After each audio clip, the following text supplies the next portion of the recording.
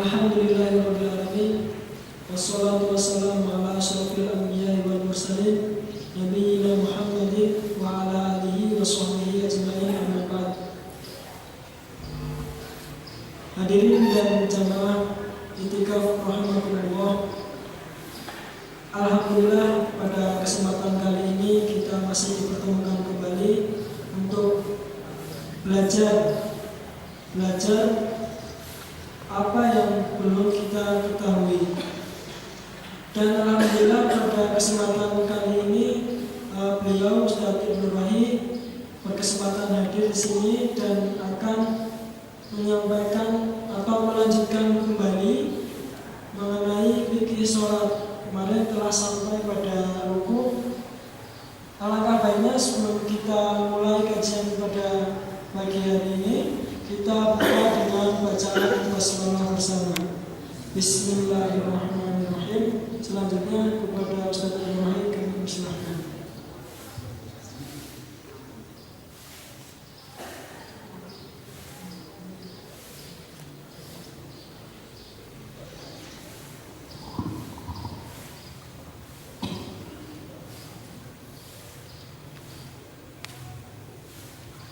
Bismillahirrahmanirrahim.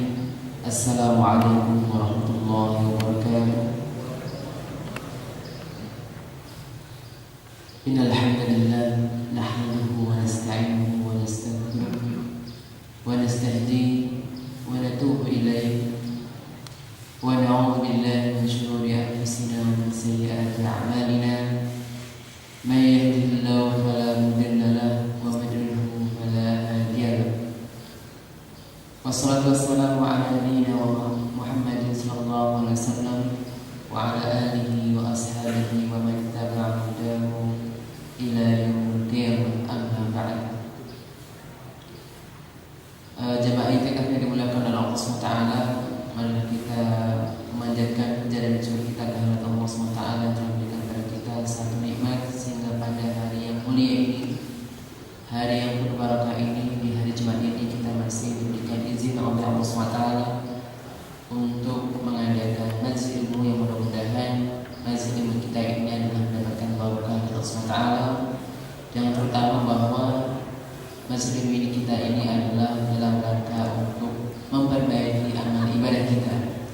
Mudah-mudahan bagi yang sudah pernah mengetahui tentang hal ini adalah mengingatkan kita semuanya, tetapi bagi yang belum, maka ini sebagai pembelajaran dan sebisa mungkin kita amalkan sesuai dengan apa yang kita mampu. Jamaah yang dimuliakan oleh Allah SWT, pada kesempatan yang pertama kemarin kita sudah membahas dari bagaimana adab kita sholat. Yang memang yang paling utama yang paling harus kita perhatikan adalah mungkin tentang menutup aurat, yang kemarin sudah saya singgung bahwa aurat itu harus dengan sempurna, sehingga antum semua tentunya harus punya perhatian khusus kepada sebagian jamaah yang ada disebut ataupun di jamaah di sini ataupun di tempat yang lain, ketika menggunakan celana yang modelnya model terbaru ya, model ngapung gitu, dan model kalau bahasa Jawa itu mod meter gitu ya.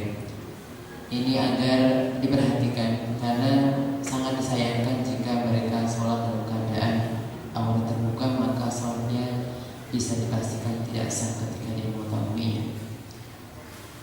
Baik, kemarin kita sudah bahas tentang membaca Al-Fatihah, sudah kita bahas bahwasanya Al-Fatihah itu rukun, dan kemudian membaca basmalahnya disepakati bahwa basmalah itu adalah bagian dari surat Al-Fatihah, hanya cara bacanya yang berbeda. Untuk kali ini kita akan melanjutkan pada rukuk ya, yaitu melakukan rukuk dengan sambil bertakbir mengucapkan Allahu Akbar dengan kedua tangan sejajar menggunakan telinga. Posisi rukuk punggung rata, kepala sejajar dengan punggung, yang kemarin sudah saya praktekkan, dan juga ada gambarnya tentang praktek seperti itu. Tapi yang memang senang mungkin bahwa ketika kita rukuk itu adalah tangan kita menggenggam tempurung lutut kita. Adapun apakah nanti ketika diukur atasnya lurus sama tidak, sudah semaksimal yang kita bisa. Tetapi Ketika tangan kita ada memegang paha kita, berarti itu bisa dipastikan turun naik ke atas. Ketika ke bawah itu bisa dipastikan adalah seperti yang gambar disebutkan di situ yang ditampilkan. Ada yang rukuknya memegang betis, berarti ini turun. Ada yang rukuknya adalah memegang paha maka naik. Yang kedua-duanya adalah salah. Tetapi apakah sholatnya sah? Sah tetap, hanya pahalanya berkurang. Sehingga mungkin saja ada orang yang sholat tapi tidak punya pahala sama sekali, karena sholatnya hanya modalnya hanya sah saja. Maka agar kita bisa meningkatkan pahala kita dalam sholat kita adalah sebisa mungkin kita melaksanakan sholat itu adalah sesuai dengan apa yang Rasulullah ajarkan kepada kita semuanya. Untuk rukuk ini ada beberapa doanya.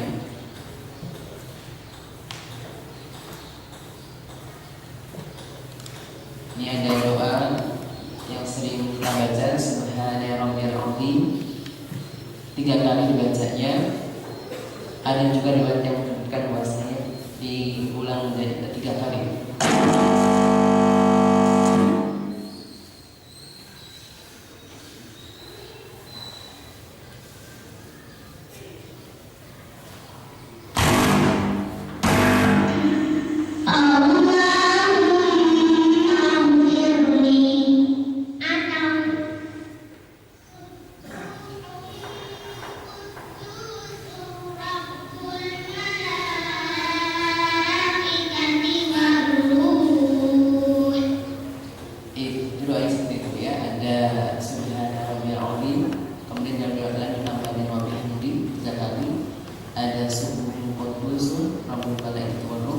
Yang kita biasa pada baca pada saat habis sholat gitu. Tapi semua itu ada riwayatnya.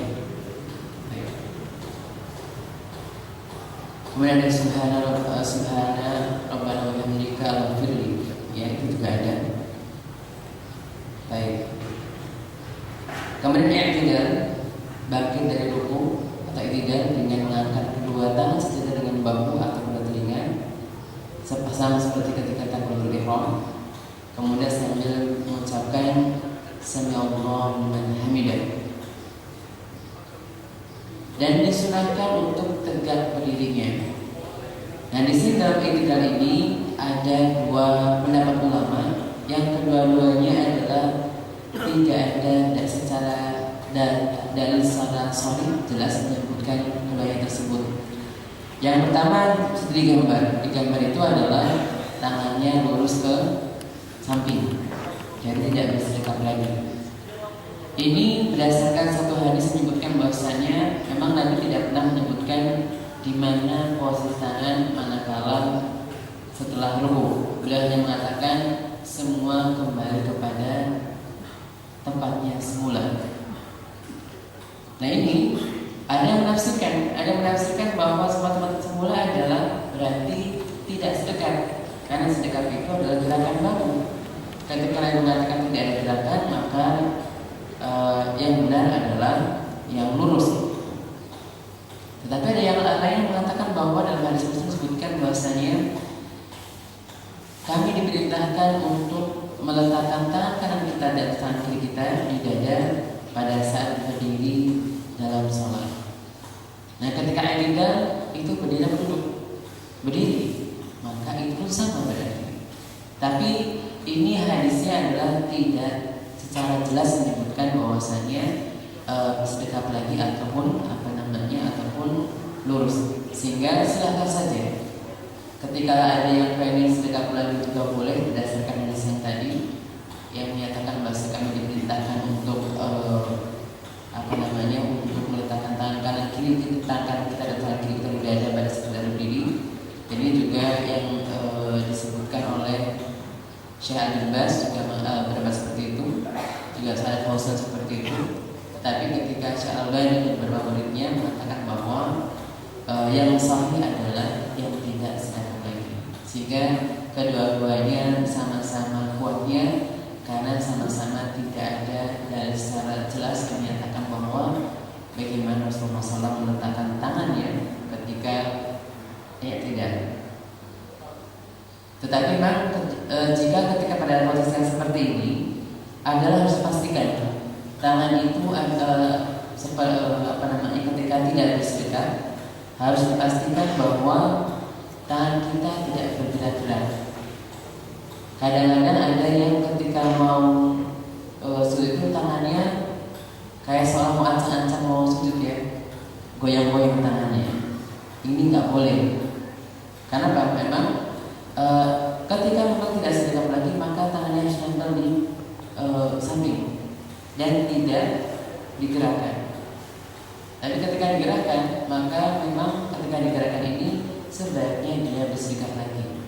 Karena ada orang-orang yang memang tidak bisa kalau hanya diam saja, harus bergerak begitu ya. Maka menurut Syekh bin Baz mengatakan bahwa bersedekat ini lebih khusyuk daripada kalau kita tidak bersedekat ketika i'tidal. Tapi ini pilihan dan ini diperbolehkan dua-duanya. Bersedekah lagi juga boleh, tidak juga tidak masalah. Baik, bacaannya di sini ada Rabbana walakal hamdu hamdan katsiran thayyiban mubarakan fi.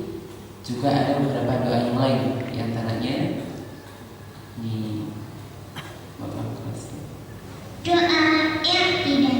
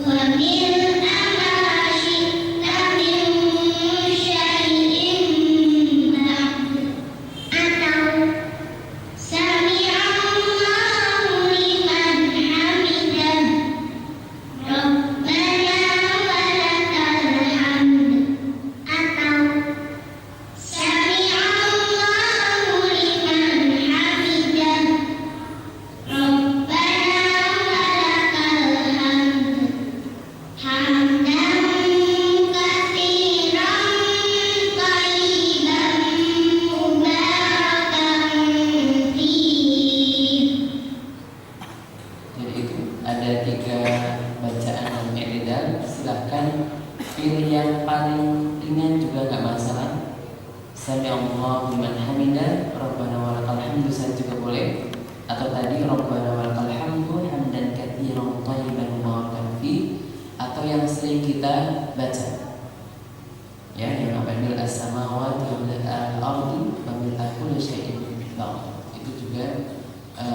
diperbolehkan karena sama-sama ada riwayatnya. Baik, ini tentang i'tidal ya. Jadi ketika i'tidal itu adalah boleh saja bagi yang bersedekap lagi ini diperbolehkan. Juga ada yang tidak bersedekap juga diperbolehkan karena memang masing-masing pendapat tersebut adalah mengistilahkan dari hadis-hadis yang ada dan sama-sama tidak ada secara hadis yang jelas yang menjelaskan bahwa bagaimana Nabi SAW menyebutkan itu. Hanya ini adalah penafsiran atau istinbat dari hadis-hadis yang secara implisit menyebutkan bahwasanya apa yang seperti yang mereka katakan. Kemudian melakukan sujud sambil bertakbir, kemudian meletakkan kedua terlebih dahulu daripada kedua tangan, atau pula boleh sebaliknya. Jadi kedua-duanya sama-sama riwayatnya dan sama-sama dikerjakan oleh para sahabat. Jadi kalau kita membaca Sahih Bukhari disebutkan bahwa ada sebagian sahabat yang memang ketika sujud adalah tangannya dulu. Ada sebagian sahabat yang sujudnya adalah tangannya dulu. Ada yang kakinya dulu, ada yang tangannya dulu. Artinya kedua-duanya diperbolehkan. Kalau pendapat dari kita ini mengatakan bahwa mengumpulkan dua pendapat tersebut, Nabi SAW ketika masih muda maka beliau turun dengan lututnya dulu. Ketika sudah usianya sudah lanjut maka beliau turun dengan tangan terlebih dahulu. Sehingga memang di sini tidak usah saling yang betul adalah tangannya dulu, yang betul adalah lututnya dulu. Semuanya adalah dikerjakan oleh sebagian besar ulama kita dan dikerjakan oleh para sahabat, dan tidak ada yang saling mengatakan yang paling benar ini. Diyakini saja. Kalau saya lebih yakin yang mantap yang lebih dulu, silakan dan boleh-boleh saja. ajaran ngaji di mana begitu ya. Kemudian dulu silahkan. Tapi ketika ada orang mengatakan dulu juga nggak masalah. Jadi kedua-dua ini dibolehkan disesuaikan dengan kondisi kita masing-masing. Jika kita kita sehat walafiat maka itu ya boleh duduk dulu. Tapi ketika kita kondisinya adalah mungkin sudah lanjut maka tangan dulu sebagai sandaran ketika kita turun ke untuk sujud seperti itu. Baik. Kedua tangan, telapak tangan dibuka tidak mengapa, letakkan sejajar dengan bahu atau telinga. Jadi sejajar dengan bahu atau dengan telinga. Jadi seperti ini juga boleh atau sejajar juga boleh. Sama seperti posisi tabul ihram. Yang digambar kalau yang sejajar dengan telinga itu orang yang di atas itu sejajar dengan telinga. Kedua siku diangkat dan memang tidak boleh diletakkan di lantai sikunya. Kemudian diregangkan jauhkan dari lambung kiri dan kanan, jadi bagian pinggang ini kita tidak tempel bagian pinggangnya dengan siku kita sampai ketiaknya kelihatan, jadi ada diregangkan sedikit.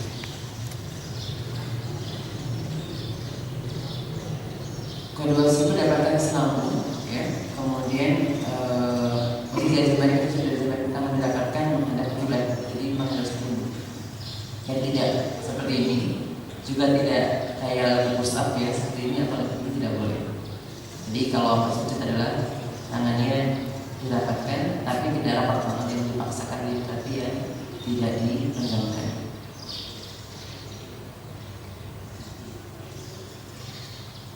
Ya, ini posisi yang memang keliru. Yang pertama adalah tangannya nempel ke lantai, kemudian antara paha dengan lambung dengan pergelangan nempel. Ini adalah yang keliru. Yang ini memang kadang-kadang masih ada orang yang ketika sujud itu adalah sikunya nempel di lantai. Tapi minimalnya adalah tadi, tidak harus lebar sekali, juga tidak harus, tapi juga tidak sempit sekali. Ya. Kemudian disunahkan untuk menempelkan 7 anggota badan, yaitu dahi dengan hidung jadi satu, kedua telapak tangan, kedua lutut dan ujung-ujung jemari kaki, kedua kaki. Ini minimal dari sujud kita. Jadi kalau misalkan ketika seorang sujudnya tidak nempel semuanya, ini adalah kurang sempurna sujudnya. Dan Rasul mengatakan bahwasanya para sahabat mengatakan kunna an-nasjuda ala sab'ati a'dhumin wa la nakufu thiyaban wa sya'ran. Kami diperintahkan untuk sujud di atas 7 anggota dan tidak boleh menyibarkan rambut atau mengikatnya atau menyibarkan kain. Sebagai contoh, rambut ya. Rambut itu biasanya kalau di sebagian ini untuk ikhwannya biasanya gitu ya. Karena ada yang rambutnya ke depan yang moninya ya.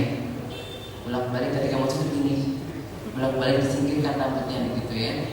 Ini tidak diperbolehkan.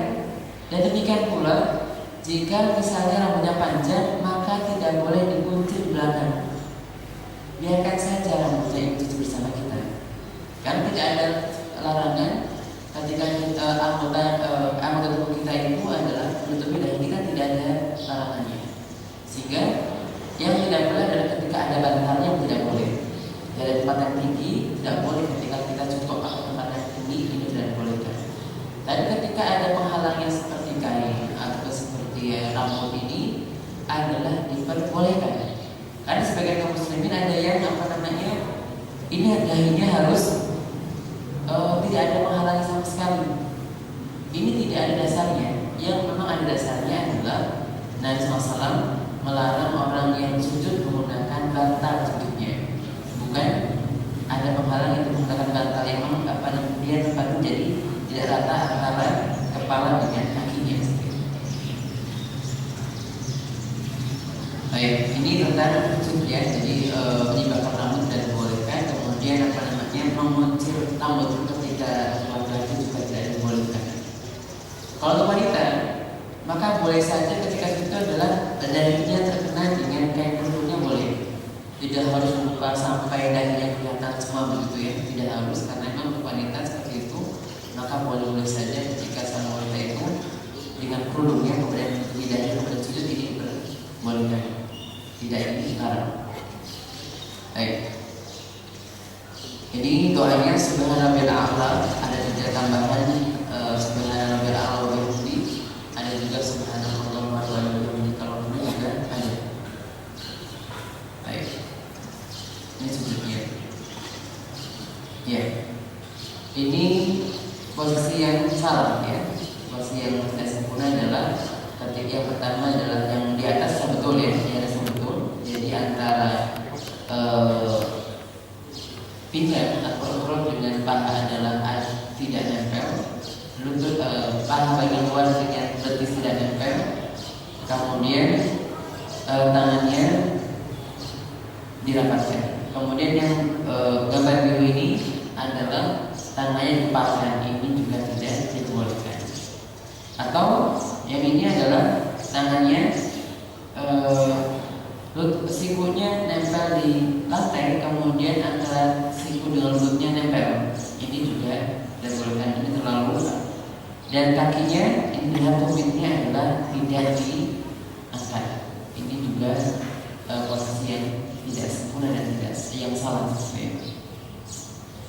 Baik, ini juga ya. Jadi betul Nabi SAW itu sampai ketiaknya terlihat.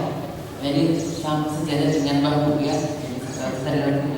lebar sekali. Tapi ini diperhatikan, ini bisa panjenengan lakukan manakala panjenengan sholat sendirian. Karena ketika panjenengan sholatnya bersama dengan jamaah yang ada, ini mengganggu jamaah yang lain. Karena jadinya susah sekali. Softnya akan sangat rendah dan kemudian maaf sekali. Kalau orang yang besar yang belakangnya sampingnya kecil kan ke bawah ya, kalau lebar seperti itu. Jadi ini betul sunnahnya seperti itu. Kenapa Nabi SAW sampai kelihatan ketiaknya? Karena Nabi jarang menjadi makmum. Nabi selalu menjadi imam, maka sesempurna mungkin. Tentunya ketika kita menjadi makmum, ketika bersempurna silakan saja. Tapi ketika kita sampai sujudnya adalah sampai terlalu lebar, ini adalah mengganggu jamaah yang lain, yang bikin mungkin jamaah lain tidak khusyuk. Dan ada satu perhatian bahwa sebagian kita ketika sujud itu antara pahanya itu tidak terus begini, tapi ada maju ke depan. Ya, ini memang dulu ketika saya pas pertama kali baca terjemahan dari Gibbs itu tentang sifat salat Nabi, itu memang bahasanya adalah dan memanjangkan sujudnya. Tetapi sebenarnya maksudnya adalah melamakan sujudnya. Jadi berapa panjang sujudnya itu terserah, tapi tidak boleh sampai yang berlebihan, yang antara ini pahanya itu adalah sampai ke sana. Jadi kayak setengah push up gitu ya. Ini adalah berlebihan. Jadi tidak terlalu panjang sekali, tapi standar kita. Jadi bukan yang bukan yang terlalu panjang seperti itu sampai ini kan berarti ini adalah lututnya, ini paling sedikit, tapi yang penting seperti ini. Tidak harus segitiga sudutnya terlalu rendah, tidak harus, tidak ada ketentuannya. Yang penting adalah kalau antum softnya sini segini, jangan terlalu depannya begitu ya. Atau misalkan saya kan panjang, maka softnya agak mundur sedikit, sesuaikan dengan teman-temannya. Saya bisa mungkin minimal seperti itu. Baik. Kemudian duduknya ya. Bangkit dari sujud untuk bertakbir lalu duduk terus, duduk di antara sujud, itu duduk dengan bentuk pada telapak kaki kiri dan telapak kaki kanan tegakkan. Duduknya seperti itu. Kemudian ketika kita duduk di atas dua telapak kaki, ini adalah duduk yang keliru ya. Seperti itu. Ada duduk yang diperbolehkan tetapi memang jarang dilakukan, yaitu duduk bertumpu dengan kedua tumit. Saya praktekkan ya. Jadi Kalau yang sunnah seperti ini boleh. Yang riwayat Bukhari juga ada seperti ini. Jadi duduk di atas dua tumitnya, kakinya dijejakkan kemudian duduk di atas dua tumitnya. Ini diperbolehkan. Jadi termasuk sunnah juga duduk seperti itu. Terutama mungkin bagi panjenengan yang mungkin gak gemuk dan sulit untuk duduk di atas betisnya, maka boleh dengan seperti itu, dengan duduk di atas dua tumit kita. Cuma jarang dilakukan oleh sebagian kaum muslimin ya, jarang sekali melakukannya. Tapi kalau antum mau mempraktekannya silahkan, tetapi ya perlu kebijakan dalam mempraktekannya. Jadi ketika antum sedang salat sunnah di rumah, silahkan dipraktekkan untuk mengajarkan sunnah. Tapi kalau misalkan di tempat umum yang agak-agak sensitif berbeda, maka sebaiknya hindari. Sebaiknya yang sunnah yang umumnya pada masyarakat saja. Karena ini nanti mengundang fitnah, gitu ya. Baik, ketika berdiri iftirosh, telapak kanan diletakkan di atas paha kanan, atau baik meletakkan tangan kiri, atau telapak tangan kanan diletakkan di lutut karena seolah menggenggamnya. Jadi boleh diletakkan di paha juga boleh, tangan kita juga boleh diletakkan di lutut kita. Ini semuanya diperbolehkan. Dan doanya ini adalah Rabbi firli, cukup. Tapi ada doa yang lain ya. Doa yang lain itu ini doanya yang sudah kita sering hafal, tapi ada beberapa yang kita mungkin kepanjangan ya doanya.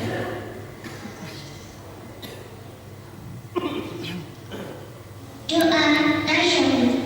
Misalnya ada keperluan. At-tahiyyatul mubarakatus shalawatut thayyibatu lillah. Saya carikan yang namanya. Ya. Baik. Ini doanya lebih dulu. Kemudian setelah itu bangkit dari sudut sambil bertanda dan sejenak sebagai sudut istirahat. Kemudian bangkit dengan mengepalkan tangan atau dengan membukanya. Jadi ini memang sunnahnya seperti itu ketika istirahat seperti itu. Jadi ketika habis dari rakaat pertama ini tidak langsung naik menuju rakaat kedua, tetapi ada istirahat sebentar. Kemudian mengepalkan jari sebagai bertumpu, tangan sebagai bahan tumpuan ataupun membukanya. Tetapi ada juga yang langsung dengan bertemu dengan kedua lututnya. Jadi kalau Ibnu Hajar Al-Asqalani dalam Syarah Fathul Bari mengatakan bahwa Nabi ketika sudah lanjut usia maka istirahat sebentar, kemudian bertemu kepada kedua tangan, baru kemudian lututnya diangkat. Ya. Tetapi ketika masih muda, Rasulullah itu bertemu kepada kedua lutut. Jadi ada yang kalau yang itu sudah paham misalnya seperti itu ya. Ada yang begini.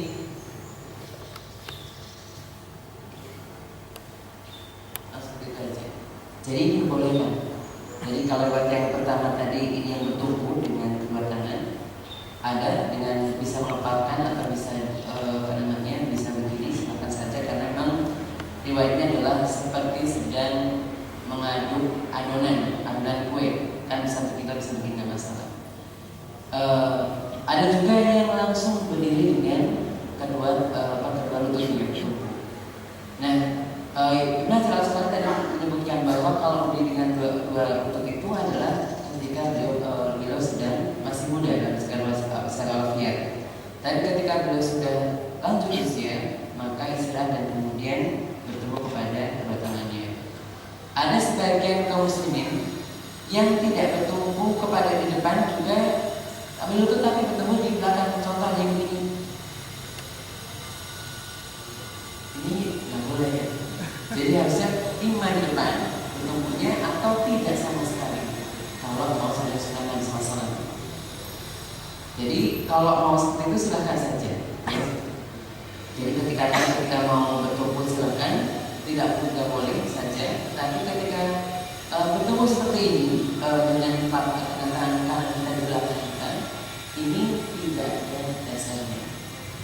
Sehingga kalau memang yang ada riwayatnya ya bisa pilih apakah yang mau seperti ini boleh atau begini juga boleh, ya. Dengan menggawa tangan juga boleh atau dengan mengentakkan tangan juga dibolehkan, atau langsung dengan lututnya berdiri. Ini juga dibolehkan ketiganya ini. Hanya memang yang mungkin yang banyak riwayatnya adalah yang bertumbuh kepada tangan. Itu yang banyak riwayat. Tapi ada juga riwayat yang Rasulullah langsung berdiri dengan kedua lututnya. Tapi kalau bertemu dengan satu tangan di belakang, ini tidak ada riwayatnya. Gitu. Baik.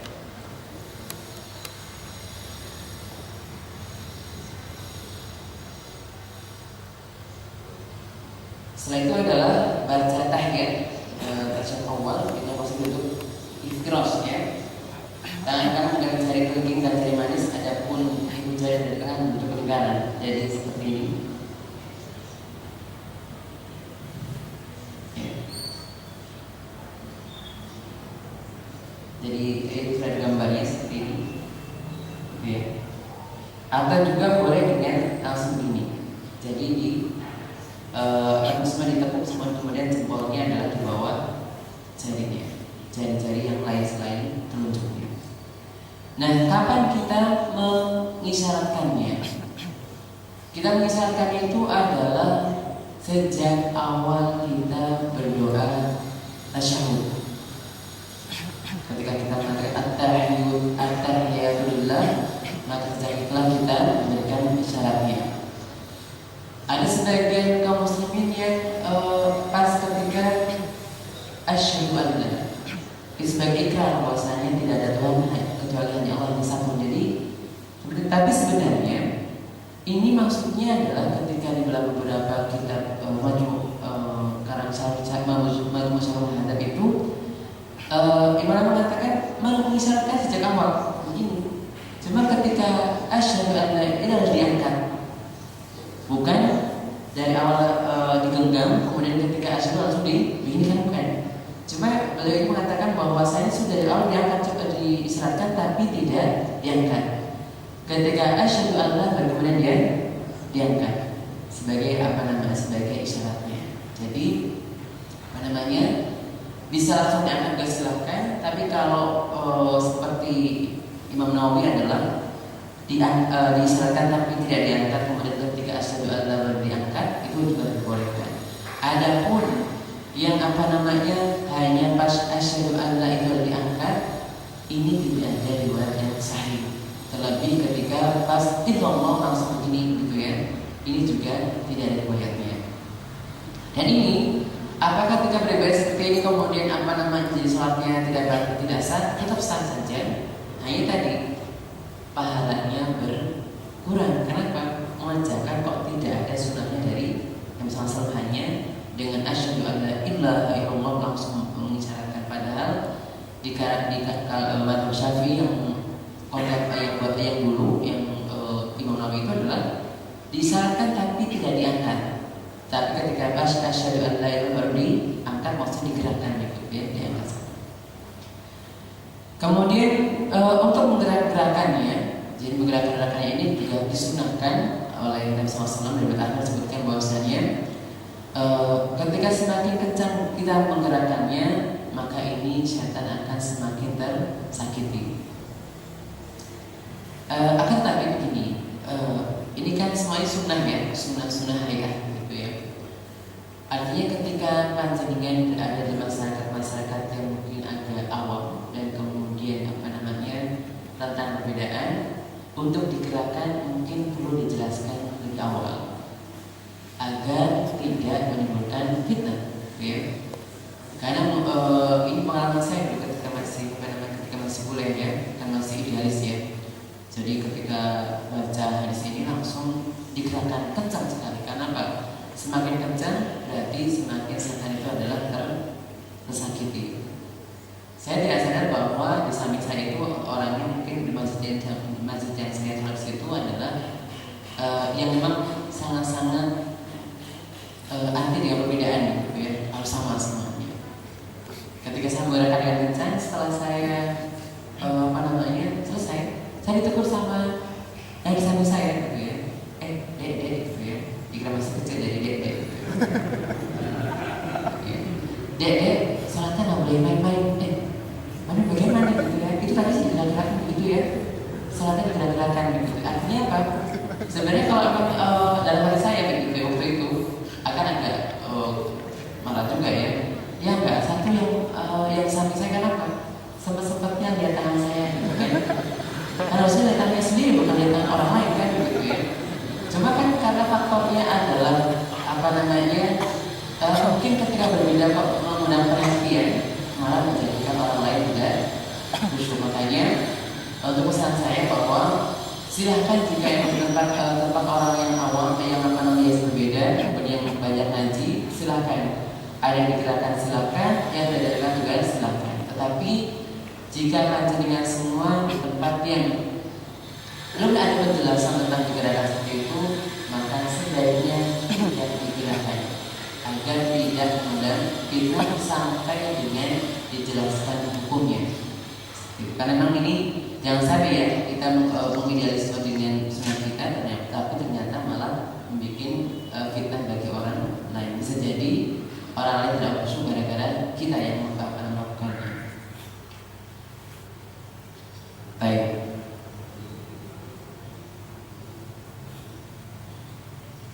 Bacanya adalah at-tahiyatulillah wassalawatu wattayyibat. Assalamu alayka ayyuhan nabi wa rahmatullahi wa barakatuh.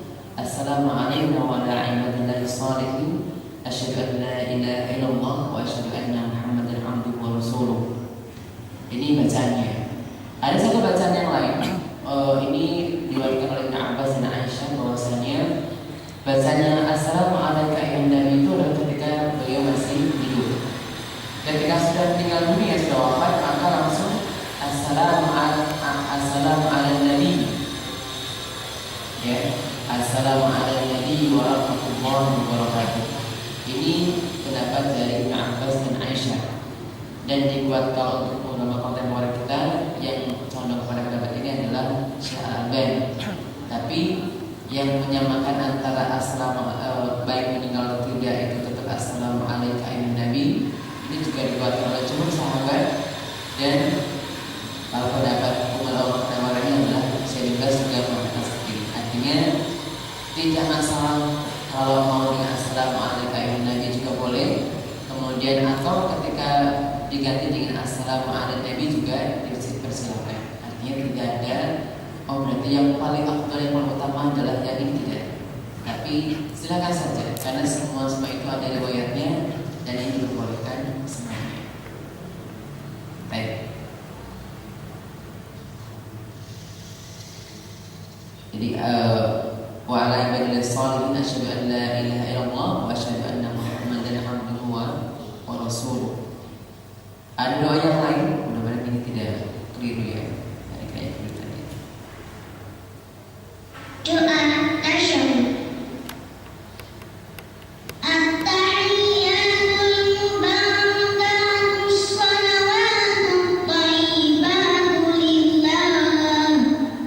Assalamu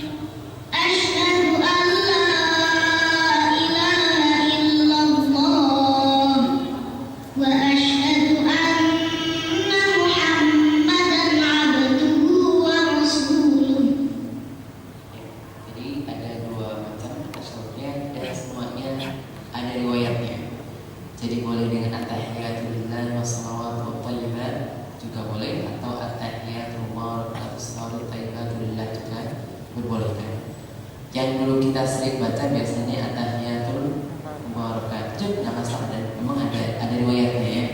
Jadi silakan saja berganti-ganti boleh mungkin rakaat pertama ketika tahiyat awal adalah at-tahiyatul lillah, ketika tahiyat akhir adalah at-tahiyatul mubarakatuh, yang diperbolehkan. Artinya semuanya sama-sama diperbolehkan oleh Nabi kita dan ada riwayatnya. Jadi tidak berarti sekarang baru ngaji langsung bacanya berubah at-tahiyatul, tidak langsung gitu.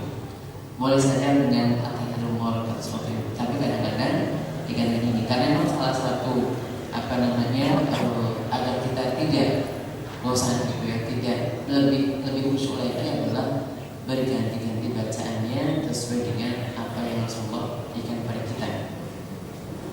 Baik. Kemudian ada salawat Allahumma shalli ala Muhammad wa ala ali Muhammad kama shallaita ala Ibrahim wa ala ali Ibrahim innaka Hamidum Majid.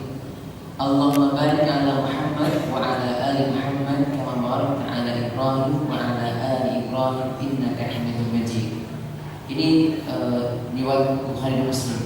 Tapi riwayat yang lain yang hanya yang innaka Hamidum Majid hanya satu yang lain. Dan ini diperbolehkan. Jadi boleh yang riwayatnya yang innaka Hamidum Majid bakal juga boleh. Ada juga yang riwayatnya innaka Hamidum Majidnya hanya pada saat terakhir itu juga diperbolehkan. Tapi tambahan fil alamina ini tidak sahih tambahannya. Yang apa namanya tadi ketika wa ala ali Ibrahim fil alamina innaka Hamidum Majid, kalau fil alaminnya ini adalah tidak sahih. Tapi ketika innaka Hamidum Majidnya satu atau dua ini diperbolehkan semuanya karena sama-sama sahihnya. Adapun tambahan kata sayyidina, jadi sayyidina ini adalah muncul pada masa Imam Tajuddin As-Subki sekitar tahun 600 Hijriah, yang dipastikan berarti bukan dari Nabi Muhammad SAW. Jadi ketika kita membaca tahiyat salawat pada tahiyat akhir gitu ya, ini yang utama, bahkan apa yang lebih sunnah adalah tidak mengucapkan kata sayyidina. Karena apa? Itu sudah dipastikan bahwa di dalam hadis yang harus mengatakan kepada kita adalah tidak ada kata sayyidinanya. Kemudian yang kedua bahwa kalimat tambahan sayyidina ini adalah ditambahkan oleh ulama Tajuddin As-Subki itu adalah 600 tahun setelah Nabi SAW meninggal dunia, sehingga ini bukan dari Nabi. Tetapi kalau misalkan kita mengucapkannya di luar sholat, maka silakan saja. Karena Nabi mengatakan ana sayyidu bani Adam wala fakhr. Aku adalah pemulungnya manusia dan aku tidak berbangga dengan itu. Sehingga Nabi juga mengatakan saya tapi ketika di luar sholat. Tapi ketika di dalam sholat, maka yang paling baik, yang paling sunnah adalah tidak menambahkan kata sayyidina. Apapun ya, misalnya apakah nggak boleh begitu ya? Kan banyak beberapa ulama-ulama kita, terutama di Indonesia gitu ya, mengatakan masa Nabi mengatakan sayyidina sendiri. Memang tidak, tapi terlepas dari logika mereka, karena Nabi mengatakan sallu kama ra'aitumuni usalli, salat kalian sebagai orang yang salat, dan Nabi tidak pernah mengajarkan itu, maka cukuplah dengan kata Nabi mengatakan sallu kama ra'aitumuni usalli, tidak perlu pakai kata sayyidina gitu ya. Ini lebih jelas ya. Baik. Kemudian doa salat tasyahud ya. Allahumma inni a'udzubika min adzabi jahannam wa min adzabil qabri wa min adzabil mahya wal mamat wa min syarri al-masih dajjal. Ini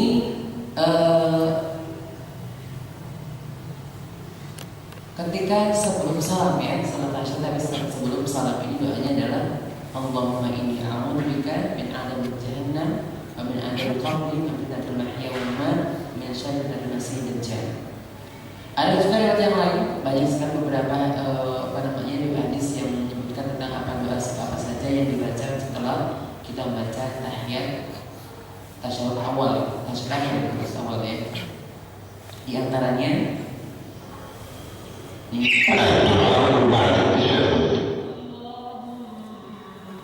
inni a'udzubika min 'adzabil qabr wa a'udzu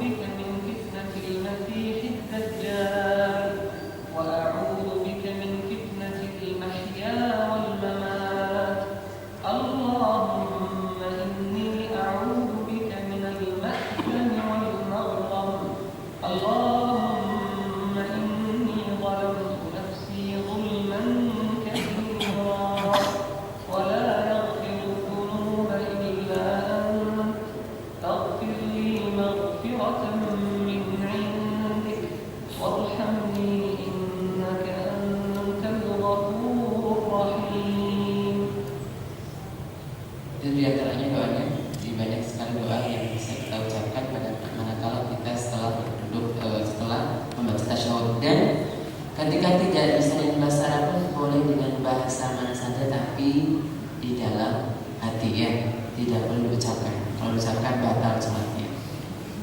Misalkan ini Mas Jovi ya, doa minta jodohnya nggak boleh diucapkan ya, doanya ya di dalam hati begitu, insya Allah mengetahuinya gitu ya. Baik. Tadi disebutkan di dalam slide tadi bahwa ketika untuk duduk tahiyat awal atau tasyahud awal dan tasyahud akhir, ada sebagian ulama yang mengatakan bahwa ketika sholat yang 2 rakaat, ketika ada tahiyat awalnya, maka duduknya sama dengan duduk pada saat tasyahud awal, itu duduk iftirash. Ketika sholat yang ada tahiyat akhirnya, ketika tasyahud awal iftirash, berarti ketika tasyahud akhir adalah tawarrus yang digambar ini 17 ini ya.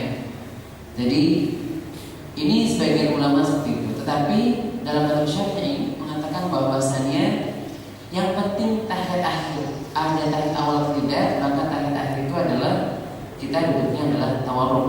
Dan ini diperbolehkan. Jadi tidak masalah begitu ya, tidak masalah apakah panjenengan ketika tahiyat awal, ketika subuh misalkan, apakah duduknya seperti tahiyat awal juga boleh, atau seperti tasyahud tahiyat akhir juga ini diperbolehkan.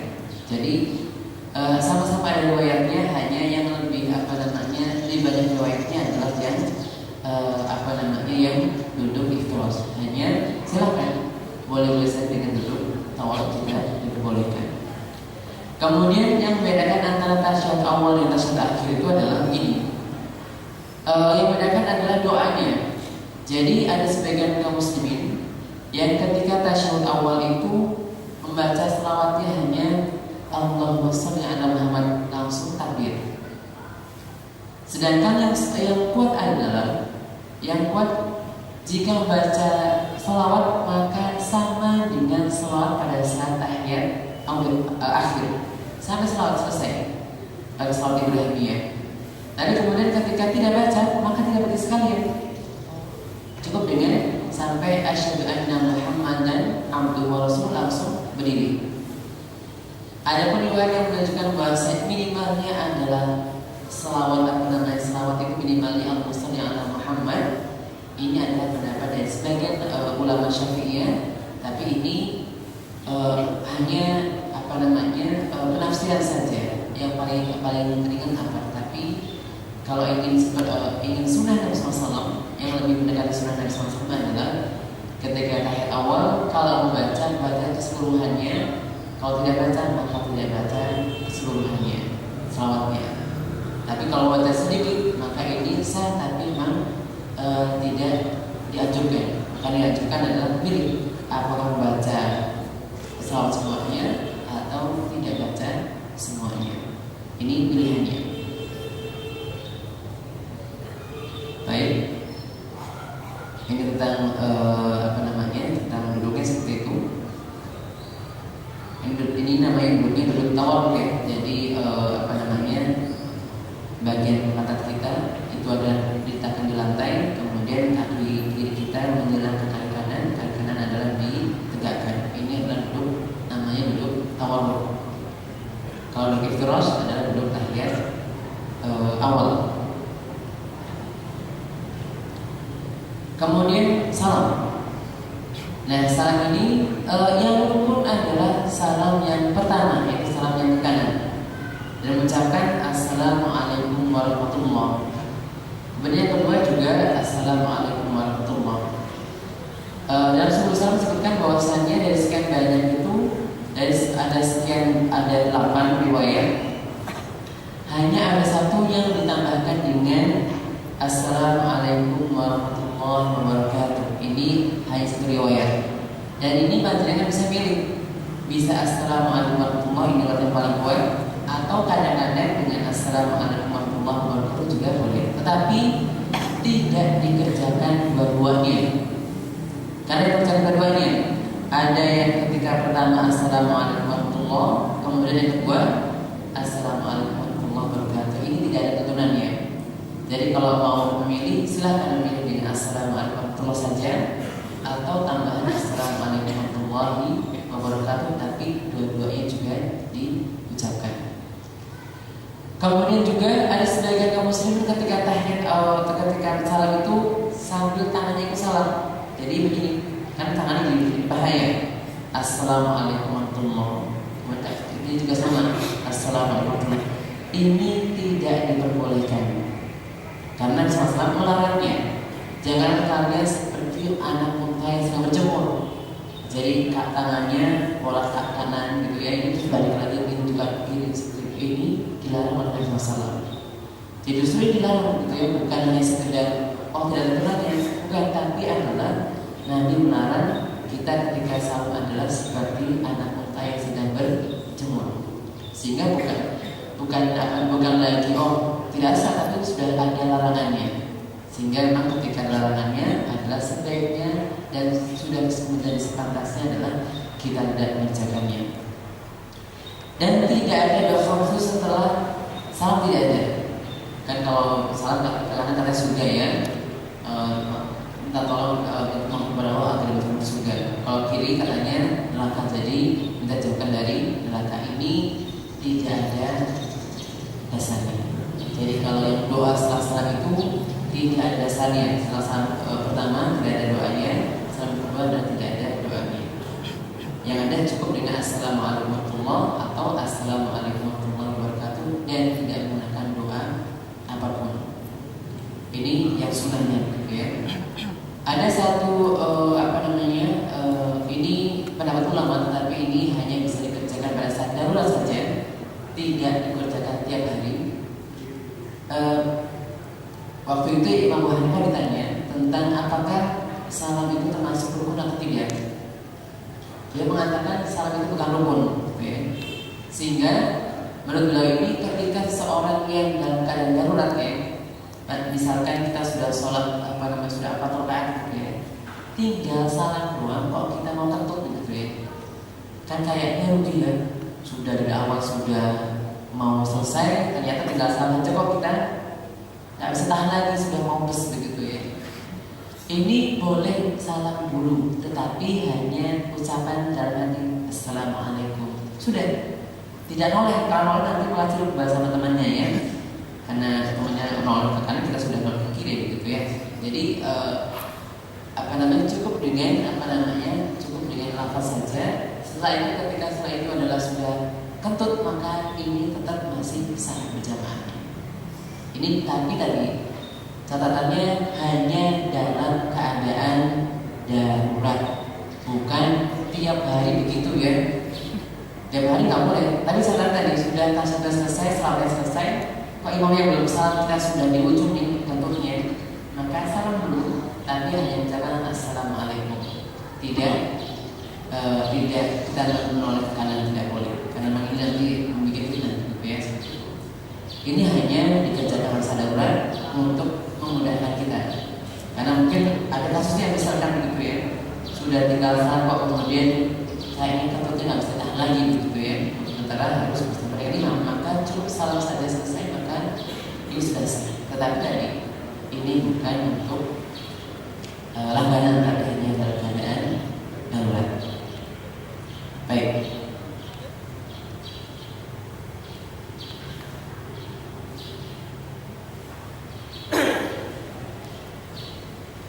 Selanjutnya, apa yang dilakukan pada saat sholat? Pertama adalah bermain-main dengan pakaian atau lainnya. Jadi pakaiannya bolak-balik dibetulin ya, bolak-balik benerin baju misalkan ya, kemudian apa seperti itu. Karena kan Rasulullah waktu itu pernah ketika beliau ini diberi pakaian dari Mesir ya, mungkin ada motifnya nih bisa jadi. Ketika sholat, beliau perhatikan motif tersebut dan kemudian ketika selesai sholat beliau mengatakan, ini saya tidak mau pakai baju ini lagi lah. Kenapa? Mengganggu konsentrasi saya. Apalagi konsentrasi mungkin ya, yang baju koko zaman sekarang kan banyak modelannya ya, sobatnya gitu ya. Itu kalau memang bikin tidak khusyuk ya jangan dipakai. Tapi kalau memang tidak membuat kita tidak khusyuk, tidak mengganggu kita, tidak masalah. Ya. Karena berkaca pinggang ini tidak diperbolehkan. Kemudian kemarin sudah jelaskan, mengangkat pandangan ke langit juga makruh, bahkan itu adalah sampai ke dalam haram. Okay. Kemudian menoleh tanpa keperluan, Jadi kalau mereka ada keperluannya seperti begini. Nabi SAW waktu itu para sahabat meriwayatkan bahwasanya Nabi SAW itu membaca suratan pada saat sholat yang sir dulu dan asar. Kemudian tanya, bagaimana kalian mengetahui bahwasanya Nabi membacanya? Kan tidak dengar gitu ya. Maka sahabat mengatakan kami melihat gerakan jenggot Nabi. Artinya apa? Tidak selamanya harus melihat ke arah sujud, tapi ketika berjamaah boleh kadang-kadang melihat ke arah imamnya. Kalau imamnya kelihatan ya, kalau di belakang kan tidak kelihatan yang perlu dilihat. Tapi kalau di ujung sana kan bisa kelihatan, bisa agak sedikit. Atau sebagai contoh ini yang diperbolehkan juga adalah ketika misalkan kita itu imam sujudnya lama sekali, jangan-jangan sudah bangun dan kita nggak dengar. Karena kalau yang memang ada beberapa masjid yang memang nggak pakai speaker, sehingga mungkin kita nggak dengar sekalinya takbir, mungkin ada motor lewat gitu kan, kadang-kadang seperti itu. Maka boleh kalau misalnya kita rasa kok lama kemudian kita agak noleh sedikit ke arah depan, kira-kira sudah cukup dulu. Kalau sudah selesai sujudnya langsung kita bangkit, kalau belum maka kita balik lagi. Ini dibolehkan. Kemudian memandang satu yang mengganggu khusyuan. Jadi ini juga makruh. Jadi memandang satu yang mengganggu khusyuan itu adalah seperti ada tulisan di depan kita. Dan ini diperhatikan bagi ikhwannya. Ketika sholat berjamaah ini makruh hukumnya menggunakan pakaian yang ada tulisan di punggungnya. Karena apa? Setannya pinter ya. Yang nggak kebaca menjadi kebaca. Apalagi kalau mungkin dengan pakai kaos dada dulu ya, yang unik-unik tulisannya ya, itu kan harus kebaca ya. Ini dimakruhkan, sehingga mungkin perhatian nanti ketika di masjid manapun, ketika ketika pakaiannya tadi kecil dan cumplang gitu ya, ini perhatikan bahwa terbuka, tapi juga diperhatikan bajunya. Kalau tulisannya depan silahkan, tapi tulisannya di belakang ini makruh. Dan tentu saja begini, etisnya adabnya adalah tidak membawa simbol-simbol yang berseberangan dengan Islam. Contoh nih ya, simbol sepak bola, kan ada simbol salibnya ya. Meskipun ini sebenarnya tidak apa-apa, tapi kalau simbol-simbol yang ada nuansa-nuansa agama lainnya, maka sebaiknya tidak dipakai. Simbol candi misalkan habis dari Borobudur ya, kemudian kayaknya bangga pakai kaos Borobudur, yang penting bahkan nggak ada. Tapi bisa ada gambar candinya. Ini kan pokok salvo gambarnya gambar yang tidak pas gitu ya. Atau maaf ya, simbol Rolling Stone yang ada lidahnya ngelet gitu ya. Juga ya, ini tidak baik lah. Meskipun sah, tetapi adalah kalau kita mau sholat adalah menggunakan pakaian yang terbaik yang tidak ada simbol-simbol apapun. Simbol-simbol kita sebagai muslim tentunya ya. Jadi ketika simbolnya harapannya adalah bukan simbol-simbol yang ada unsur kemaksiatannya. Label apa gitu ya, mungkin lambang musik rock tertentu, ini ya sebaiknya tidak gitu ya. Atau mungkin ada sebagai yang sifatnya adalah berbau kesyirikan kemaksiatan, maka sebaiknya tidak digunakan meskipun tidak di belakang. Dan ketika yang tulisan itu adalah tidak boleh di belakang. Makanya mungkin bagi panjenengan yang bawa jaket, yang jaketnya adalah mungkin hiburan apa begitu ya, ini dilepas dulu ketika sholat. Karena ini sangat mengganggu. Jadi betul mungkin gini Ustaz, tapi lebih baik adalah tidak digunakan karena ini bisa mengganggu jemaah yang di belakangnya. Karena memang iman kita beda-beda ya. Ada orang yang nggak baca sama sekali, tapi ada juga meskipun tulisannya adalah lambang Garuda ya, merah putih misalkan, dibaca juga gitu ya. Atau mungkin yang maha motor misalkan dibaca juga, meskipun ketika dia tidak sholat tidak ada perhatian. Bahkan jangan sholat belakang yang seperti itu, jadwal sholat pun kebaca ketika kita sedang di sholat, karena memang setannya mengganggu kita untuk mengajari kita membaca apa saja yang kita mati kita. Kemudian sadar itu menciptakan kerat tangan. Jadi ini maksudnya ini pada waktu itu memang ketika sangat dingin ada orang yang bajunya itu adalah ada tangan yang gini, tapi ada yang kan bajunya panjang, yang tangannya dimasukkan ke badan, jadi bajunya dibiarkan ininya tangannya kibir-kibir gitu ya, nggak ada tangannya. Karena ini ketika dingin ya. Jadi kalau orang-orang Saudi atau orang Arab sana kan baju panjangnya ada, baju dalamnya, tapi baju luarnya juga panjang juga. Nah kadang-kadang baju luarnya itu dibiarkan membleng begitu ya, tidak ada tidak dimasukkan tangannya. Yang ini adalah tidak diperbolehkan. Ini karena ketika nanti kalau sudah menjadi nempel sekali ke badan. Menutup aja ketika tidak penting maka ini tidak diperbolehkan, makruh gitu ya. Juga bagi akhwat juga ketika pakai cadar, maka ketika sholat maka sebaiknya tidak pakai cadar kecuali jika memang di tempat terbuka yang mungkin terlihat oleh lawan jenisnya. Tapi ketika di tempat tertutup yang terpisah antara pria dan perempuan dan kemudian tidak terlihat oleh lawan jenisnya, maka cadarnya harus dibuka manakala sedang sholat. Tapi ketika sholat silakan saja. Karena mazhab Syafi'iyah itu mungkin mazhab Syafi'i berbeda dengan mazhab Indonesia ya. Karena Syafi'i Indonesia itu sudah Syafi'i yang sudah edisi Tajwid Nasuki ya. Tapi Imam Syafi'i sendiri mengatakan betul ketika sholat itu adalah wajahnya boleh terlihat, tapi ketika dua sholat hanya boleh terlihat satu matanya saja. Jadi kalau orang Indonesia mengatakan mazhab Syafi'i benar, maka seharusnya mereka pakai cadar semua. Tapi ternyata malah nggak pakai cadar sekalian ya. Kerudungnya malah kerudung yang yang kelihatan. Berarti memang bukan mazhab Syafi'i sebenarnya. Jadi kalau misalkan ada sebagian anak pesantren ya mengatakan saya mazhab Syafi'i, lihat dulu Syafi'i versi mana dulu. Karena Syafi'i banyak ya, ada versinya Bantan, Minau Bantan juga ada Syafi'i edisi Tajwid Nasuki juga ada, tapi ada juga Syafi'i Imam Nawawi yang memang ulama besar. Sehingga memang Syafi'i ini sudah terlalu banyak cabangnya, sehingga banyak sekali yang kadang-kadang menyimpang dari mazhab Syafi'i itu sendiri. Jadi kalau ketika panjenengan ada pesantren mazhab Syafi'i, maka jelaskan mazhab Syafi'i yang mana, kitabnya apa. Karena kalau kitabnya Syafi'i itu Syafi'i tapi Syafi'i edisi Indonesia. Ya, jadi memang ada yang sama, ada yang banyak yang berbeda. Kemudian meludah karena tukar dan ini juga makruh. Kalau di Indonesia nggak mungkin ya, di sini nggak mungkin. Tapi kalau di misalkan ada riak ya, kita kan mungkin kadang-kadang ketika sholat ada sini, ya boleh kadang pakai tisu, kemudian melakukan riaknya dengan tangan kiri, kemudian masukkan ke baju. Ini kalau kita kayak jijik ya, wah ada yang masuk. Tapi kalau daripada bolak-balik hidung gitu ya, kadang-kadang kan ada sebagian kita yang apalagi kalau yang muslim yang sudah sepuh gitu, di ke jendela gitu ya, lebih baik hidungnya di tisu, dimasukkan ke pasar daripada hidungnya ke jendela cepat gitu ya.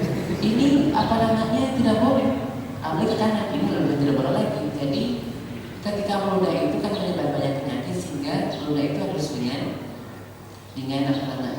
tisu atau dengan kain atau dengan apa saja, kemudian disimpan untuk sendiri atau mungkin dimasukkan ke tempat sampah. Tapi ketika sana itu adalah kafaratnya adalah harus disiram dengan, bukan disiram, artinya ditimbun dengan pasir lagi biar tidak menularkan penyakit yang lain. Kemudian menjalankan jari jemari seperti ini. Jadi ketika sholat, jadi tidak boleh begini ya, sambil ini maaf ya, mungkin sambil berdiri, kemudian tepat. Ini tidak diperbolehkan. Mengulung atau menyebabkan sudah disebutkan saya tadi sudah, menempel tersebut juga sudah. Sholat saat hidangan sudah disajikan, ini juga makruh. Jadi ketika idza qudima al-'asha fasal al-'isha. La sholat bihadratil ta'am. Tidak sah sholat, tidak sempurna sholat seorang jika makanan sudah dihidangkan. Tapi ini tidak mutlak ya. Jadi maksudnya begini, kalau sudah lapar sekali, kemudian hidangan disediakan, maka ini memang sebaiknya dan harus makan dulu. Tapi kalau misalkan ini ya buka bersama, kan sudah ada takjilnya. Ya nggak perlu Ustaz, ini kan makan sudah ada di bus ya. Apa saya makan dulu ya? Jadi ya karena ketika minum air putih dan kemudian makan sudah cukup kenyang, tidak sampai yang lapar sekali begitu ya. Yang menjadikan lebih baik kan katanya kalau kalau makan sudah diangkat makan dulu. Maka ini tidak seperti itu, tidak minta seperti itu. Jadi ketika engkau sudah lapar sekali betul. Lagi mungkin bagi panjenengan mungkin yang mungkin tadi mungkin ketika siangnya mungkin olahraga mungkin ya atau kerja berat, ketika ini harus lapar sekali silakan berbuka dulu, silakan makan besar dulu silakan. Tapi ketika yang nyatanya saja, maka adalah coba buka sedikit kemudian sholat dan biarkan makannya nanti saja. Dan ini tidak boleh buat langganan. Biasanya kadang-kadang di rumah ya. Jadi untuk ibunya kalau mau menyajikan makan malam ya jangan habis maghrib, jangan menjelang isya ya. Karena nanti kalau menjelang isya nanti anaknya pinter. Bu kata Ustaz kan begitu ya. Kalau sudah dihidangkan makan malam maka makan malam dulu tidak sholat isya. Nanti berdalil dengan anaknya. Sehingga bagi panjenengan ibunya usahakan mengerjakan makan malam itu ya habis maghrib segera atau habis isya sekali agar tidak menjadikan alasan untuk tidak berjamaah hanya untuk menghadiri makan malam saja. Kemudian sholat dalam menahan buah hajat. La sholat teman-teman wala buah bimudah fa'atil akhbasin. Tidak seguna sholatnya orang yang disediakan makanan dan juga tidak sah sholatnya, tidak seguna sholatnya orang yang menahan buang hajat, air kencing ataupun air besar, air besar begitu ya. Ini tidak makruh hukumnya. Ini sebelum sholat maka dikeluarkan dulu. Bahkan ketika sampai tidak berjamaah pun ini tidak masalah. Mungkin bagi panjenengan misalkan yang sahurnya dengan yang agak pedas, kan suka agak diare ya. Kalau kembali ke mana? Ke WC, ini keluarkan saja dulu. Sampai meskipun subuhnya terlambat berjamaah tidak masalah. Daripada ketika sholat tapi tidak tenang, ya. Tetapi ketika sedang sholat maka dipertahankan sebisa mungkin. Ketika sedang sholat, jadi usahakan sampai di ujung. Kalau sudah nggak tahan kuat lagi baru dibatalkan. Ya. Jadi kalau sudah kembali ke progres misalkan begitu ya, baru kemudian dikeluarkan. Dan ketika ketika masih ditahan maka ditahan sebisa mungkin sampai selesai. Kemudian dahulu imam ini juga dimakruhkan. Tapi kalau diteruskan jadi haram. Tapi ketika misalkan ini mendahului kemudian imamnya belum angkat turun lagi, ini diperbolehkan. Tapi ketika sampai setiap kali dia mendahului imam ataupun bersama dengan imam, ini adalah makruh. Makanya karena saya singgung bahwa untuk imam itu harus pandai-pandai dalam bersiasat ketika bertakbir. Jangan sampai ada jamaah yang sama dengan imamnya bergeraknya ataupun mendahului imam dalam bergerak. Baik.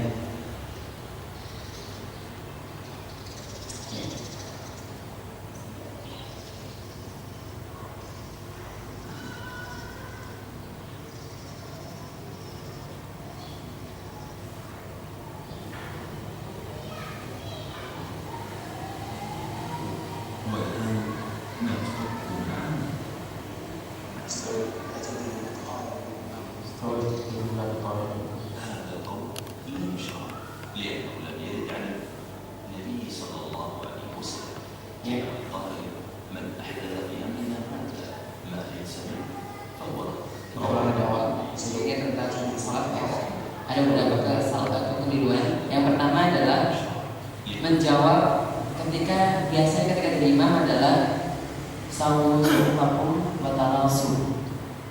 Ini kalau di sana bukan pakai sami'na wa ata'na gitu ya.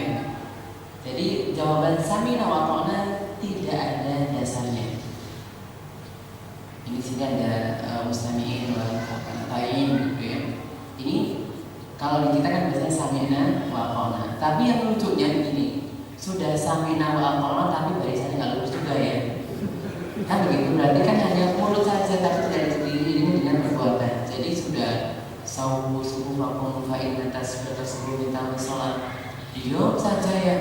Ketika balasannya asapnya kosong tidak maju gitu ya, tidak di apa namanya, ini kan berarti tidak, ini hanya sekedar mulutnya saja tapi tidak sampai ke dalam hatinya. Jadi tidak ada jawaban khusus pada saat imam mengatakan sawu sufufakum fa inna taslimat sampai sholat gitu ya. Maka sebaiknya imam bisa dengan bahasa Arab juga boleh atau dengan bahasa Indonesia malah lebih baik. Jadi Nabi SAW itu biasanya ketika sholat itu melihat ujung sampai ujung.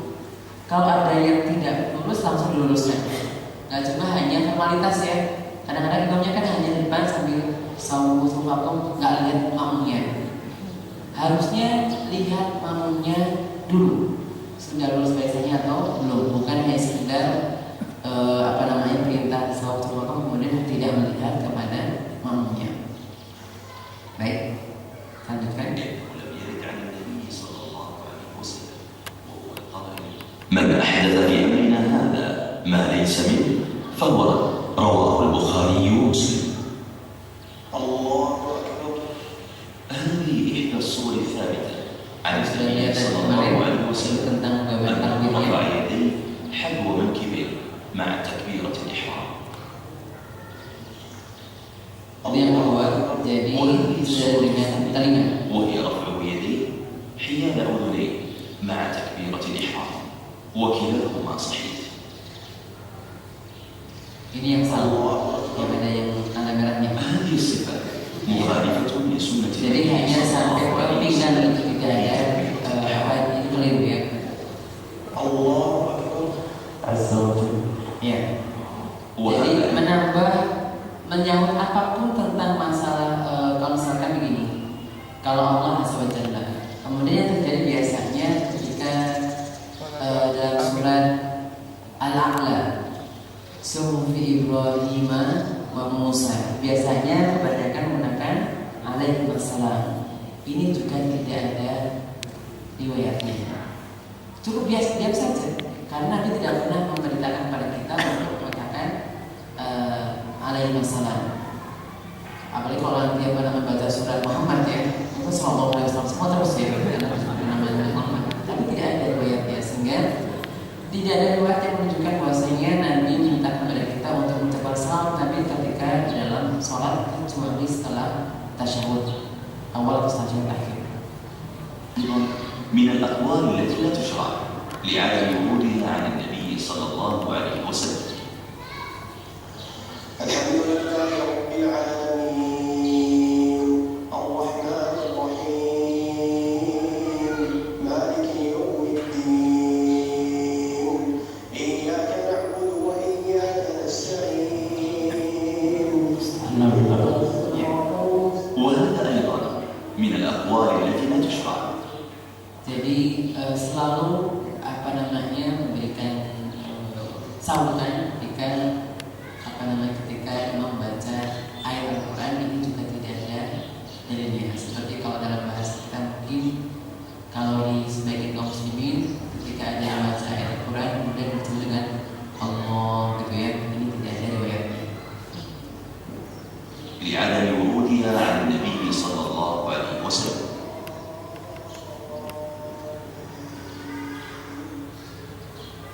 هذه السورة صحيحة في وضع اليدين على الصدر. Ini tentang bagaimana cara melakukan tangan juga boleh. صحيحة ثابتة عن النبي صلى الله عليه وسلم. لا يكفي أن يستعرض المصلي قراءته في يده، بل لا بد من تحريك اللسان والشفتين بالقراءة. Jadi ketika kita membaca surat atau membaca apa saja ketika yang sir itu adalah diucapkan, bukan hanya di dalam hati. Jadi bibirnya harus bergerak, minimalnya ada keluar bunyinya, yang khusus itulah ya, yang kayak gitu, yang amin syifat, ada bunyi syifnya atau softnya keluar. Karena memang betul ketika membaca, ketika apakah sah ketika yang di otak kita membacanya sah, tetapi tidak sempurna sholatnya. Karena ketika kita sholat yang siri ya, zuhur dan asar, maka kita harus membacanya, dan membaca itu bukan hanya di otak, tapi adalah harus dengan dilafalkan. Karena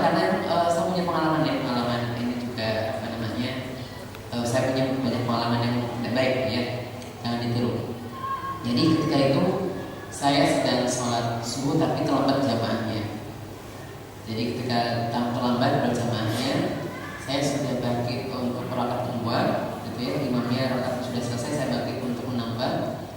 Saya ketika subuh kan harusnya jahar, tapi sir, jadi pelan, bahkan mungkin nggak kedengeran orang yang lain. Tiba-tiba ada yang menepuk saya untuk menjadi makmum saya. Nah, saya kan bingung ya.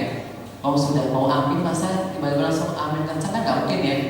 Nggak ada Al-Fatihah langsung amin gitu ya. Suara juga nggak mungkin. Akhirnya diulangi dari awal Al-Fatihah lagi gitu ya. Artinya dari pelajaran ini bahwasanya meskipun sholat kita sendirian sekalipun, yang jahar tetap dikeraskan, yang sih tetap dibaca tapi pelan. Jadi bukan hanya yang yang berbicara adalah hanya otak kita. Yang ini sebenarnya salah satu faedah bahwa kenapa kita dianjurkan untuk melafalkan dan bukan hanya mengucapkan dalam otak kita. Ini adalah untuk meningkatkan kekhusyuan kita. Karena biasanya kalau tidak diucapkan, kita sih kesannya hafal ya. Kalau nggak diucapkan ya, tapi ketika pada diucapkan mungkin banyak lupa. Itu pertama. Yang kedua, ini menjadi lebih fokus. Karena biasanya, kenapa kita sering berpikiran macam-macam ketika sholat gitu ya? Biasanya kita hanya mendengar saja, tidak membaca. Tapi ketika membaca dan dilafalkan, berarti kan mulut kita berbicara, tinggal kita mendengar, otak kita ikut menghafal, berarti bisa lebih khusyuk. Tapi ketika diam saja, bahkan hanya dalam otak saja, ini adalah mengurangi kekhusyuan dan juga mengurangi pahala kita dalam sholat kita. Baik.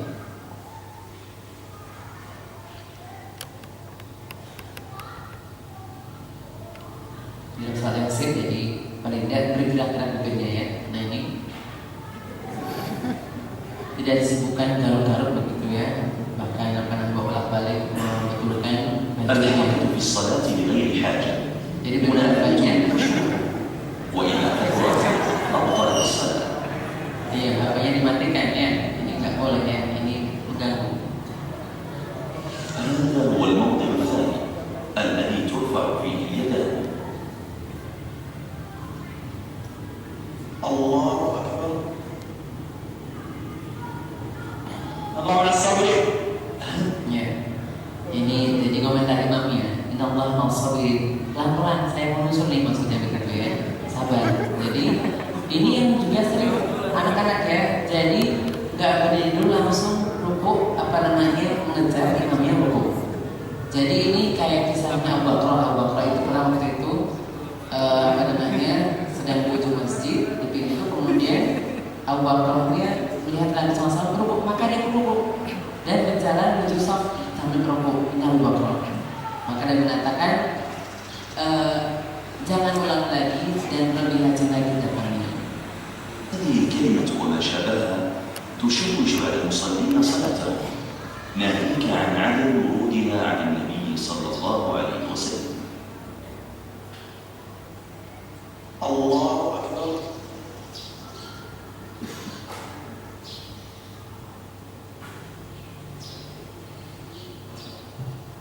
هذا من الأخطاء الشائعة، لأن تكبيرة الإحرام لا تصح إلا في حال القيام. Jadi tidak boleh takbiratul ihram kecuali sudah berdiri ya, bukan sambil mau rukuk takbiratul والصحيح ihram. أن يكبر تكبيرة الإحرام وهو قائم، ثم Jadi berdiri dulu sebentar, kemudian ويبتدأ بتكبيرة الإحرام ثم دخل في الركوع مباشرة أجزأه ذلك.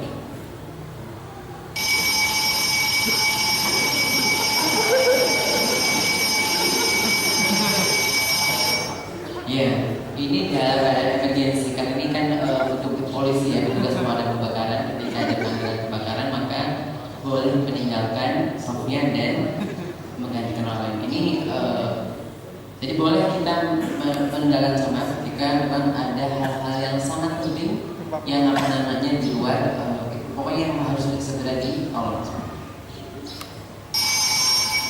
إذا عرض للإمام أثناء الصلاة ما يوجب أو يجيز له الانصراف من الصلاة، كان يسمع جرس الحوادث أو يحدث أثناء صلاته، فعليه استخلاف أحد المأمومين لإمامة من خلفه وإكمال إكمال صلاته، ولا يترتب على ذلك حكم شرعي بالنسبة لمن بقي. أما من انصرف فيعيد صلاته من أولها بعد.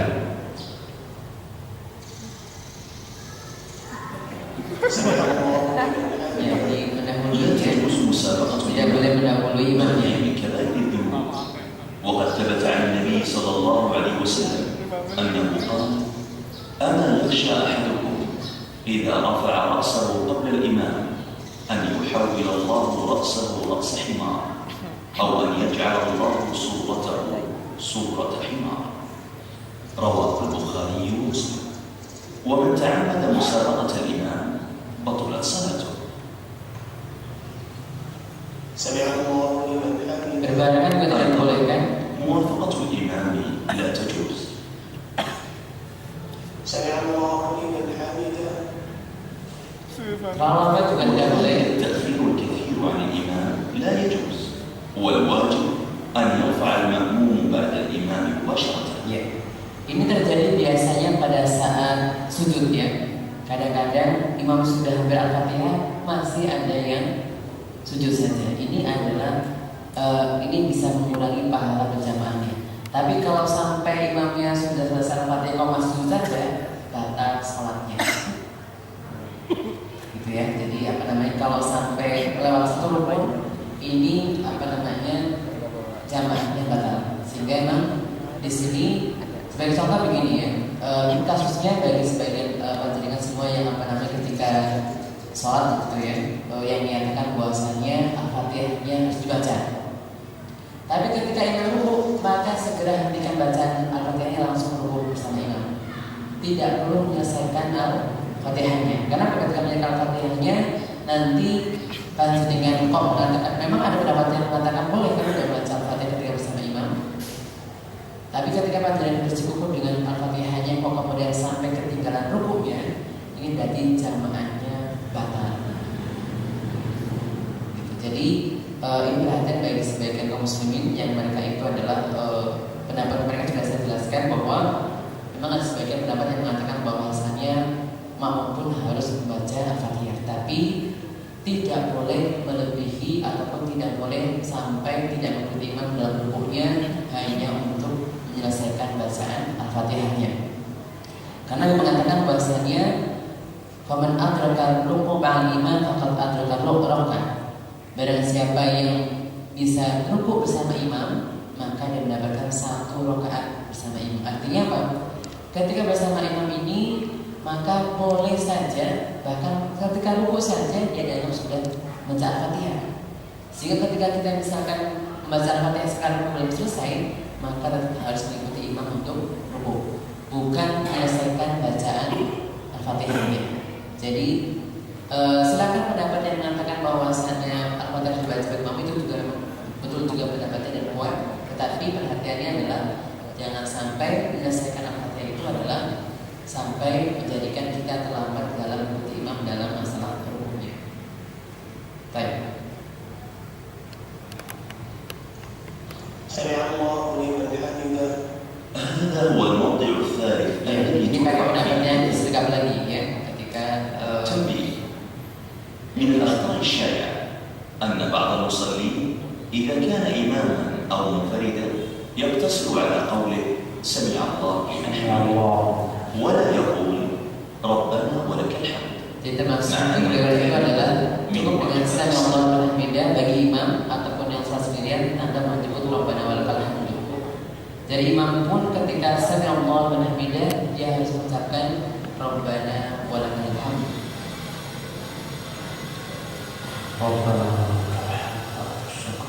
زيادة والشكر من الأقوال التي لا تشرع لعدم. Jadi tidak boleh menambah doa yang dianjurkan dengan doa dari kita ya, tidak boleh. Jadi cukup dengan apa yang Rasulullah ajarkan kepada kita. Ketika dia mengatakan Rabbana walakal hamdu, tidak boleh walakal syukru walakal mulku, tidak boleh. Harus sama dengan apa yang Rasulullah ajarkan kepada kita. من ورودها عن النبي صلى الله عليه وسلم.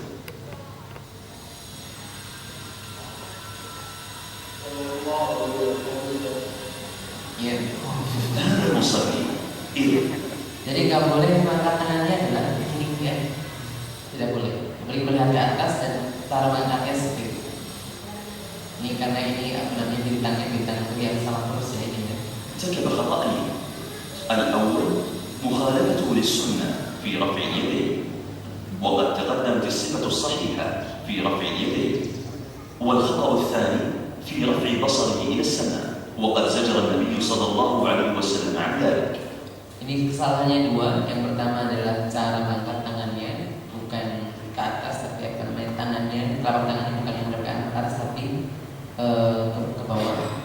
Kemudian yang kedua adalah dia mengarahkan pandangannya ke langit. Ada beberapa yang seperti itu ketika sholat. وقال لينتهن عن ذلك أو لتخطفن أبصاركم. رواه مسلم.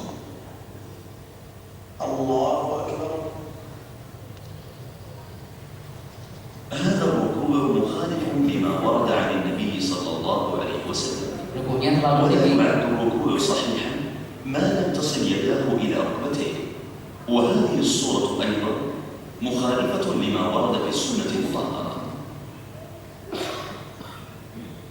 والصحيح هو ما تشاهدون من استواء ظهر المصلي. Jadi tidak terlalu turun juga tidak terlalu naik ya. قال النبي صلى الله عليه وسلم التثاؤب من الشيطان، فإذا تثاءب أحدكم فليكذب ما استطاع. Jadi ini biasanya kalau tarawih ya. Jadi kalau tarawih itu ketika menguap sebisa mungkin ditahan meskipun sampai matanya merah nggak apa-apa. Jadi tidak boleh didengarkan. Kalau memang sampai kok atas lagi maka ditutup dengan tangan kiri kita.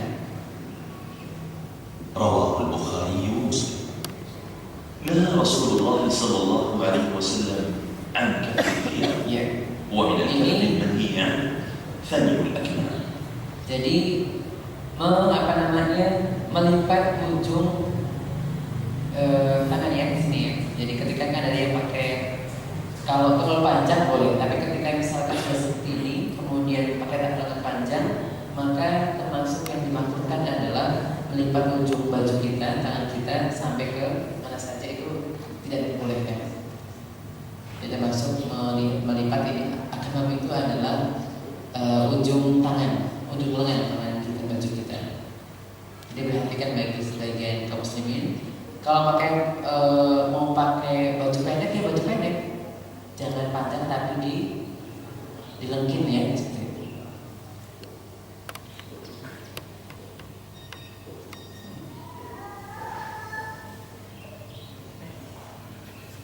Ini tidak tumanina. هذا الرجل أخل بركن من أركان الصلاة وهو الطمأنينة، ومن المعلوم أن الركن تبطل الصلاة بتركه. وقد قال النبي صلى الله عليه وسلم للرجل المسيء في صلاته كالذي ترونه الآن: ارجع فصلي فإنك لم تصلي. وعندما أراد تعليمه الصلاة الصحيحة قال: إذا قمت إلى الصلاة فكبر، الله أكبر. ثم اقرأ ما تيسر معك من القرآن. الحمد لله رب العالمين الرحمن. ثم اركع حتى تطمئن راكعا،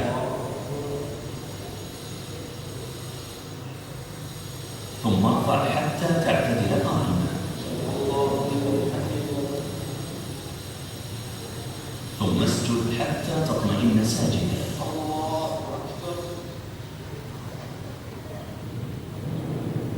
ثم ارفع حتى تطمئن جالسا،